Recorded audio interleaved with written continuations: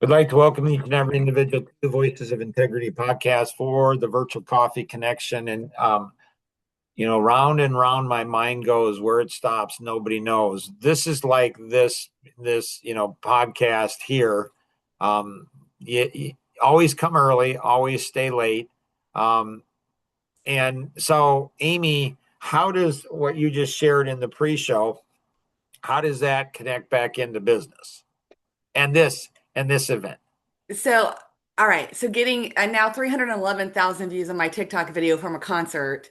Yeah. Although it reflects my business name on my TikTok account, I don't expect any business from it. It's just a one-off. It's nice to get noticed by the record label about your video.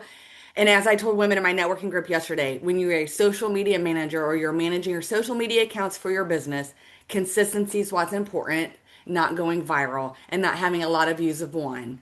It's your consistent message that matters. So tying it back into here, when we consistently show up for our businesses to get better, improve, the long-term commitment is what pays off, not one-off success. So I wish I could go ahead and help people internalize that. Like I wish I could help people understand the significance of what Amy said. Um, so people go, "Oh, that's nice. Yeah, I can see that." It's like you don't understand what she's saying. You don't. I don't know how to help people internalize that, but it's okay, I guess. Have you seen Ford versus Ferrari, Amy? Yes. Um, and so I think it's Mr. Ford that said, I don't think it's in that video, but I think Mr. Ford Sr. Said, if you believe a thing to be true or believe it not to be true, either way, you're right. So I think that you could go ahead and I think you potentially could make tens of thousands, hundreds of thousands of dollars from that 310,000 in TikTok. But I think the only way that it would probably happen is if you intentionally made it happen. hmm Yeah, if I redirected my focus to use that in some of my marketing material and my talks and things like that. Yeah, I mean something about that. And then I don't know, like I have a TikTok account. I went ahead and I don't know, 4 or 5 years ago, I got a notice from LinkedIn that I was one of the top 5% users in the world. hmm And I don't know how to log in. I don't know how to really do anything on any of the social media. Well, and the funny thing too, Mark, is I have to create a founders video coming up for my franchise, which you all know I'm deep in the weeds of that. And this video from TikTok that has had so much success will be part of that founders video because one of the benefits of being a business owner, you create your own schedule and you design the life that you want. And my life is going to concerts and music festivals, right? And so Right. whatever they want in their business is how they get to design their life around making a successful company work. Right. And this is where one of my mentors, Ralph Miller, he went ahead and said to me once, he said, um, he's like, Mark, you have a very, very unique gift. And I said, okay, what's that? And he said, you have the ability to take anybody's passions and turn them into money. It doesn't matter what their passion is. You can take anybody's passions, turn it into money. And I said, well, yeah, but every business owner can do that. He said, no, that's not true, Mark. He said, most business owners know how to take their passions, plug other people into it, and make money for the people working for them and them.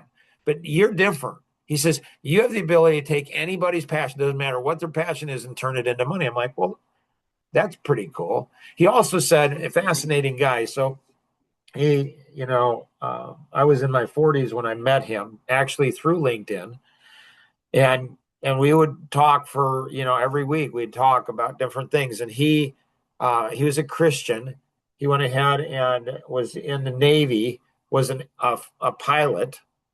And he went ahead and started after he got out of the Navy or Air Force, one of the two. After he got out, he went ahead and started his own aviation company. And then he sold it in his early 50s and he never had to work a day again in his life. And we were talking about the spiritual realm. And he went ahead and said, Mark, most Christians think of a miracle as like, healing the sick and, doing things like that. He said, I look at miracles different than that. I said, really? I said, how do you look at miracles? And um, he said, I think a miracle is when you have a 16-year-old boy that's like literally absolutely worthless at home. Parents can't get a lick of work out of him. The kid's just lazy. And he goes to McDonald's and he becomes a productive member of a team, a productive member of society. He said business owners are miracle makers. I'm like, whoa, I've never, I've never thought of that before. And so I love your way of thinking, Amy. Um, it's cool.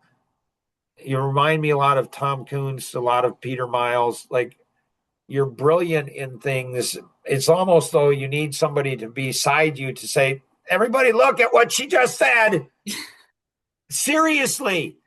Like, because people go, oh yeah, I get it. And it's like, you actually don't. You actually don't get it. You do not get it. So why is it so significant to me? Well, because when I was 27 years old, um, Jack Eastman, our big client at the time, a very big client, like 95% of our business, shouldn't have been that big. Another story, another time about that. But he was a vice president of marketing for First Chicago Mortgage Services. So they help banks in marketing. And he said the biggest mistake that people make in marketing is they want to keep changing their ads. He said Mm. they should keep the same ad for 3, 4, 5 weeks, 8 weeks, something like that. And then even when you change it, it should have a similar type of brand in it. And so at 27, 28, and I have a degree in marketing, a bachelor's degree in marketing, and they didn't teach me that. He taught me that. I'm Mhm. like, oh. So it's, I think, an encouragement if you're watching this podcast, when you sense like a certain energy, like with Tom or Peter or with Amy, and they're just crazy, brilliant, slow down and try to understand the significance of what she's saying.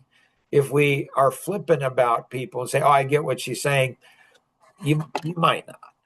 You might not understand the consistency. And so she got, TikTok 310,000, whatever views or likes. I don't know all that stuff, but she got 310,000.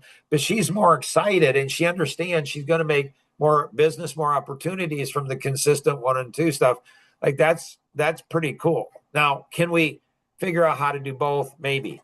One of the things that I'm working on, do you guys know the 3 elements to frustration? No, but I feel like I live it. Right? There's 3 elements to frustration. It's how hard you work, how much you care, and your level of expectation of first yourself, the systems, and then others. So it's how hard you work, how much you care, and your level of expectations, self, systems, and others. And so what most people do is, so frustration is emotional pain. So what most people do is subconsciously they work less, care less, and lower their expectations. And you feel better. You do. So if you want to feel better, just work less, care less, and lower expectations. And you'll feel better in the short term. But you won't make the breakthrough in your business or in your life in the long term. And so I'm frustrated because we've had over 40,000 people that have come to this page and like let's just say nobody, and it's 1 or 2, but nobody really is doing this. Nobody's going through and engaging, and I'm like, cheapers. So for years I've noticed that what's missing in business is the arts, and what's missing in the arts is business. So business needs creativity, and I wouldn't say I'm a creative person. My kids tend to be more creative, but dad maybe not so much. And so there's starving artists out there because you can be a really cool creative person and not make money. Mhm. Because making money and being creative, they're almost opposite in when you really understand the science behind it. And so what we're doing here is we're breaking it down. And so here we're, so we took this actually from, I saw this and it was for the Small Church USA. It was advertising to pastors. And I said, ooh, that's really good. So register now, get more time. And they're still working on it. So it's all crunched here, but so they'll get that cleaned up. So if your business feels stuck, and then Nora on this here, if you look at the original one, Nora, it's different than this.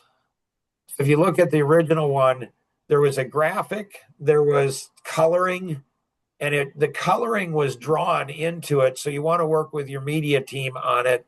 And I think the stock was coming out in a different color that was connected back into here. So in marketing, like one word can make all the difference. Mm-hmm. One color, one layout, like this here is crunched. It's one word. This shouldn't be here. This should be moved down. Mm-hmm. And so it's like you have to go ahead. Christians don't like this. Like it's like you have to be part of the flow. Like it's energy. Like it's like a human being. It's like you part of this thing and what it is. So they're going to go through and we're going to do Coffee Connections on Tuesday. And so we do Coffee Connections on Tuesday at 4:00. This one's at Thursday at 6:30 Central Time or Eastern Time. And so we're going to have an onboarding one on Tuesday that's going to be 20 minutes presentation. And then we're going to just have Q&A. People can stick around and talk if they want to talk, but it's 20 minutes. So the experience can always be the same. So you guys can feel comfortable referring people in because it's going to be the same 20 minutes. I mean, obviously it's going to be better and better but it's going to be the same presentation. And then there's going to be Q&A on it. So you guys can invite people in. Should they join this group? Maybe, maybe not. Maybe Amy has another group that she sets up for somebody else or something else, or Chris sets up a group, or Nora sets up a group. This group, it's like part of me doesn't want anybody other than Erin. Erin, where are you today? Girl, I mean, She was on the fence last night, Mark. She's on the fence. Erin, you can't be on the fence. I mean, okay, Erin, people are like, how come Mark's not picking on Erin? Because she and I are in love with the same thing. And so when you're in love with the same thing, you give somebody room. So I'm going to give her room because she loves spreadsheets. I love spreadsheets. So she just makes her a good person. But Erin, you can't be on the fence, girl. No, you got to be here. But I know this, Erin, this is why I show up. Because it's harder to watch and it's not nearly as fun watching a podcast as it is participating in one. It's so much more fun to participate. So I know you're going to watch this. Nora's going to go ahead and bug you and say, make sure, Erin, because Mark talked about you and stuff and how much he missed you. You got to show up, girl. You got to show up. So, and next time you're on the fence, just text me. Just say, hey, Mark, I'm on the fence. Just text me. And because, you're a big part. So besides Erin, do we want anybody else on this group? I don't know. Kind of not. I kind of like the group. So after this, then they go ahead and get a thank you page here. And so I haven't looked. This is kind of clean, nice. Yeah. So what we're doing is, so imagine if those 40,000, if just 10% of them. Yep. And I have some ideas on that too. It's going to be coming maybe another TikTok video, Mark, that I'll record and send to you all first before I post on TikTok about that 3-minute survey and then about this. I'm happy to see this page come in. And we will tie this into Uplift, by the way, which is now launching a chapter in Lexington, Kentucky in person. I just found my next leader for that one. Oh, nice. And we're going to tap into all of this and we share it in every meeting about the tools that you guys have and the Institute. See, the vision is, okay, so 40,000, we get 4,000 people coming in. So it's like an airplane, it's like like a runway. you have an air traffic controller. So Nora's going to take some percentage of those 4,000. She can't call 4,000 people today or this week. So some of them are going to go and get directed into her. Some of them, if Amy wants some of those, who's Amy's ideal lead, and how do you get those directed into Amy? And Chris, if he wants some of those, okay, who is the ideal? Who is the ideal? None of them get directed to Mark because he loves people, but he doesn't like them. He doesn't want anybody else. So Nora will send you both over the song library. I'm becoming a songwriter. Really, Mark? Uh-huh. Hmm. So what I did is I wrote a song. I wrote a song for business people. And I'm so excited about it because like I think like this video, it's not getting the job done. Obviously, if you have 40,000 people visit, there's a song that's going to come on here, and I'm going to see. That's the beauty when you have 40,000 people hit and not one does it. You have you have nothing to lose. like put anything out there. You can't get any worse than that. And so we're going to see what that looks like and try different things. And so maybe we're taking too big of bites. And maybe if they go ahead and, so they do this and then they go ahead and do this. And then Nora here, it can be something as small as just the color in the background. Like we're Hmm. building some type of rapport here. So we're building some type of rapport here. And so in going through it, so it may match just the color in the background where it builds rapport, all kinds of stuff. And so, anyways, yeah, we'd love to have your input on this, Amy, because there's some really exciting things going on. Yeah. Amy, what would you like to accomplish today? Just something to think about for this. Like, we would love to have people join the movement. If it's people that want to improve themselves in their business or improve their sales skills and they're signing up for this, those are our ideal customers for Uplift Business Collective. And then also invite them to be part of the collective where they join into a larger community group. So Nice. we will circle back around to this. Nora and I have talked about it before, but the three of us need to just get in a separate meeting where we can kind of hash out some ideas. And if I shoot that video too, it'll be rough and ugly, but at least it'll be something. Right. And what's weird is sometimes the rough and ugly, it works better than the polished and perfect. It's like really, I mean, that's stuff that I learned. It was interesting. I was 28 years old and had a young kid come in from the Chicago Art Institute, and he was the first graphic designer that, was an employee. And this kid was so talented going through, he was an intern, and man, this guy was talented. And he went ahead and created a marketing piece. And I said, yeah, that's not going to work. He's like, what do you mean it's not going to work? I said, yeah, I don't know. It's just not going to work. He says, you think you can do better? I'm like, well, actually, I think I can. So I did. And I created a piece. He said, mine is much better. I said, oh, absolutely. If you ran your piece by your instructor and my piece by my instructor, your instructor, you'd get an A and I'd get a D. But mine will work, yours won't. And he's like, how do you know? I'm like, I don't know. I just know. And he's like, I don't believe you. I said, go down to the river walk and do a test. Like say, which of these two would you respond to? He comes back like 3 hours later, shaking his head. He's like, yours won hands down. I'm like, right? So there's stuff that they teach in college. It's not bad or wrong, but does it really work? And a lot of times it doesn't work. The reality, the real world stuff is very, very different. Anything else, Amy, you got? I'm good. Thank you. Chris, what you got? I'm an hour earlier than you, Mark, so I'm in a very dark house trying to be quiet, so I have nothing this morning. Gotcha. Nora, what you got?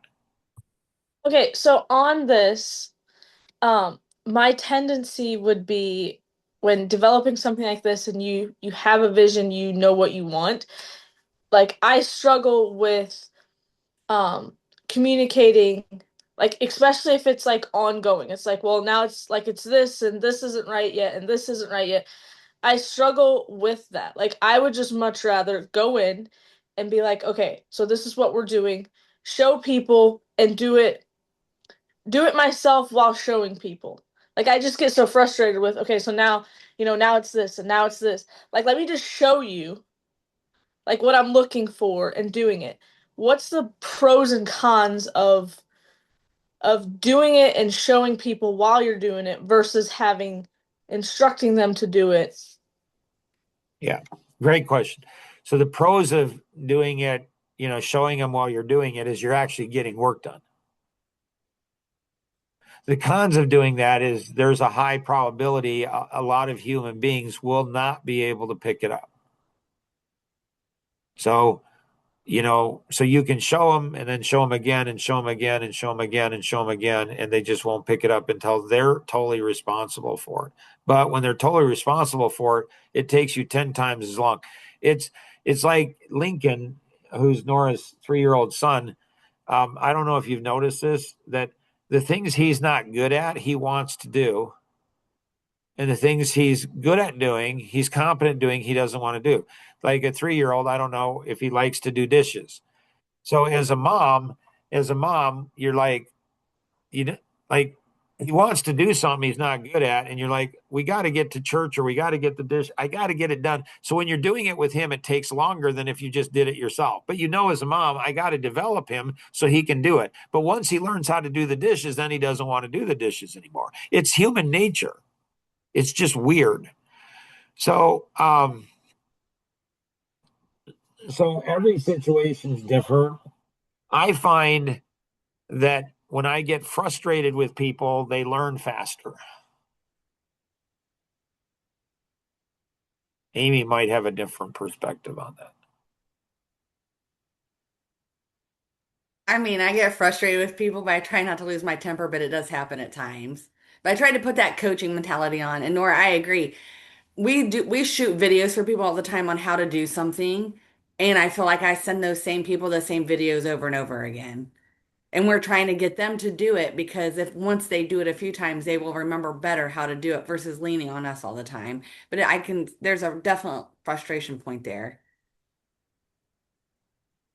I think it's depending on it's just like being a mom, Nora. Like the best training you can have for developing people is have a child, especially one like Lincoln, because he's active and he likes to talk and he likes to interact and he likes to do things and so you try things on him and that will help with you in other situations, but it's hard. I mean, it's just hard. Like I've been working for years. This is my model here. um this is my journal. So there's a learnability model in here that I've been working on for a couple decades. I still haven't figured it out. So, so the learnability model is is people may say you make me feel stupid, and the response is gently is to say, actually, sorry about that, but the truth is you can't make anybody, feel stupid. All you can do is reveal it. Now that seems mean, but people I mean, it's true. It's true. I'm just saying, it's true. Like, like, like, I'm glad Amy's laughing. And so, then, what they're saying is when you make me feel stupid, people are really saying, I don't want to see the truth. And why people like to feel stupid? Like people like to feel stupid. Why? Because it avoids doing work. The root is laziness. It's avoid taking responsibility. Root is lack of discipline. Avoids people having to have high expectation of them. Root laziness. They can't do it perfectly, so they won't do it at all. The root is pride. 2% of the population will see, think, and do. They're self-aware and they'll see, and then they listen, understand, do, and they'll succeed and they'll produce jobs for other people.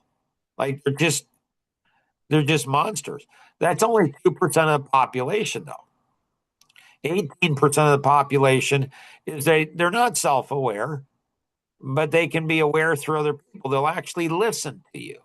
It's like, Mark, what do you do when somebody's not self-aware? They're blind and they don't know they're blind. I don't know. Let them get hit by a car. They're adults. I don't know. I mean, I don't know.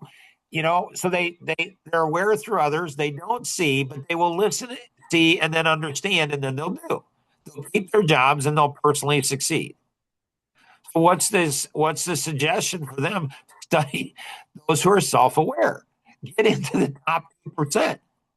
Like that's where you want to be, is in that top 2%, because that's where you're going to have confidence, make money. Like these 2%, the 98% of the world doesn't understand or appreciate these two, and it's fine. 33% aren't aware, they don't see, and they don't listen. They just don't. Like 33% of the world, they're not aware, they don't listen. They may do, they may not. Even a blind squirrel finds a nut.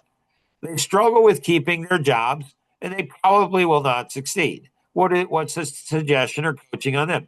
Study those who are listening to others at a level 2, develop personal life vision, develop fire in the belly, have more passion, start to get a life. I don't know. Is it that hard? It is. 45% of the people, though, are unaware. They don't see, they don't listen, and they won't do. They just don't. So they will not keep their jobs. Almost guaranteed they will not succeed and will cause others to not succeed as well. What's the coaching for them? Study those who are listening, do listen to others. Level 2, develop personal life vision, develop fire in the belly, have more passion, start to get a life, take personal ownership, learn 12 principles to life masteries, and the 10 rules to the game. And then there's 2% of the people out there, they're just bad.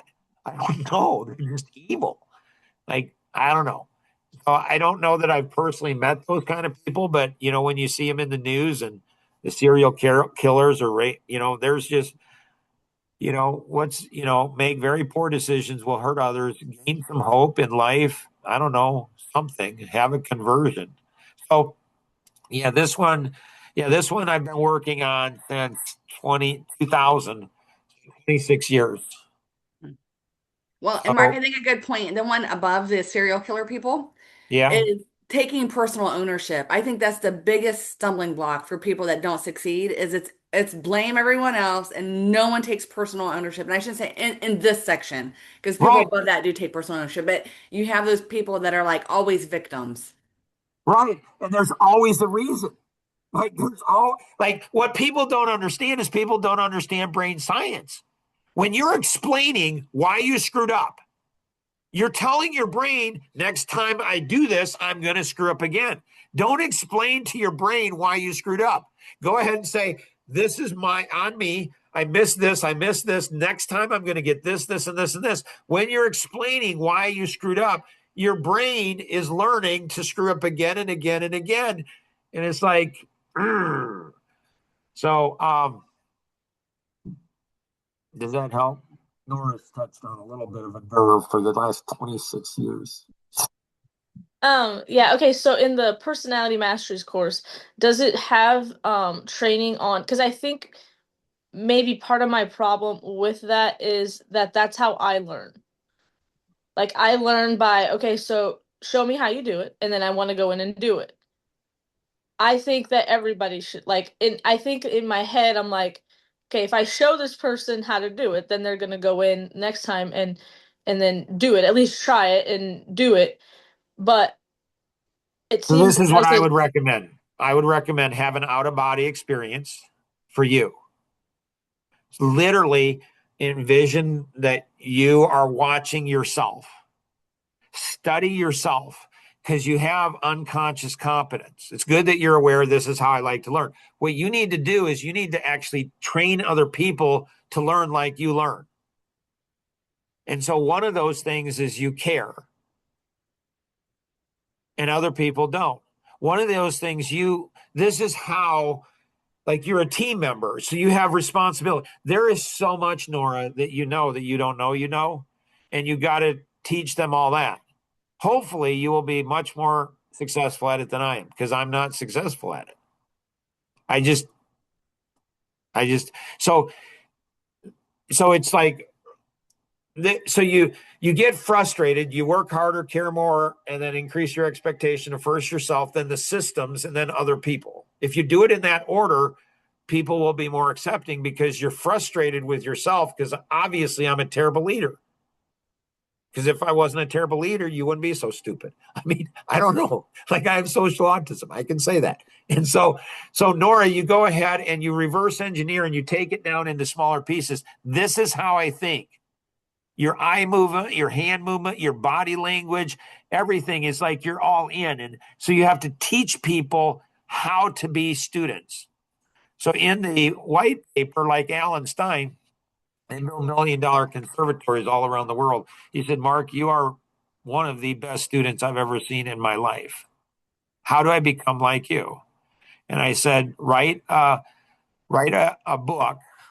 Write a book on how to be the best student in the world. And I said, and have 4 co-authors that are under the age of 5 and under. And so he actually wrote this book, Be the Best Student in the World.